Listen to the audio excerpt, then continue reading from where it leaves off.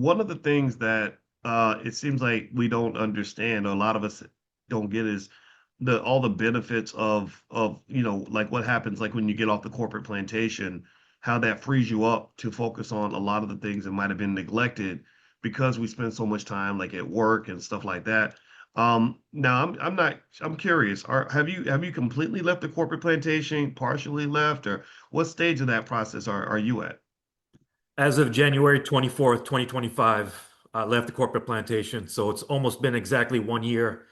When I left the corporate plantation, my physical health instantly improved. My mental health instantly improved.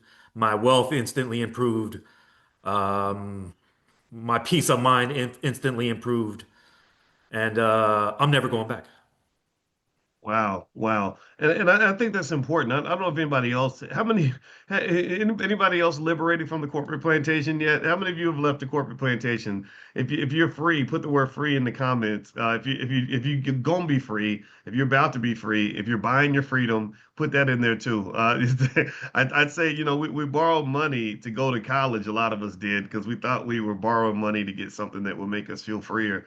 But I don't know if that works out for everybody, but I definitely know that I would borrow money to get freedom from the corporate plantation because there are so many mental and physical health benefits before you even get to the financial. In fact, I remember when I was quitting my job years ago, it was like I would have some months where I wasn't making a lot of money, but I still didn't want to go back because there were so many non-financial benefits of just owning my time again, and being able to focus on the things that I couldn't focus on before.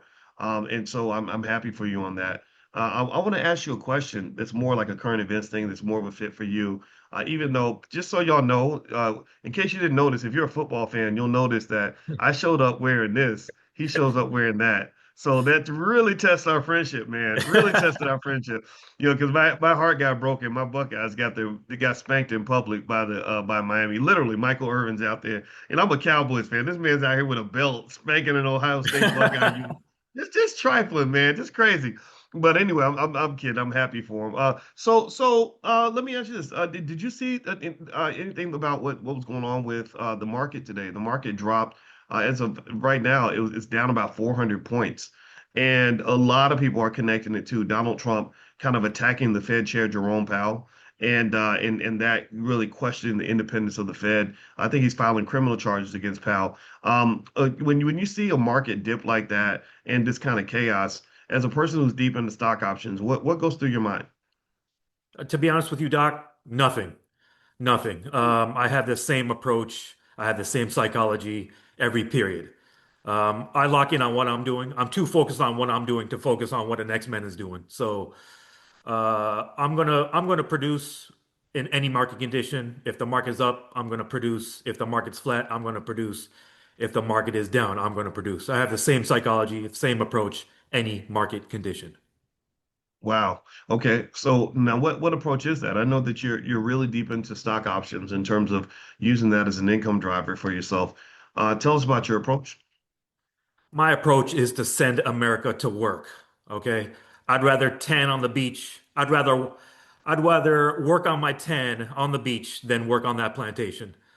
So what I Mm. do is I send all America's top executives to work. I send Jensen to work. I send Alex Karp to work. I send Elon to work. I send who else? Andy Jassy. I send to work. I'm sending all of them to work on my behalf. I'd rather go to Fort Lauderdale Beach. So when you send them to work on your behalf, explain that a little bit further.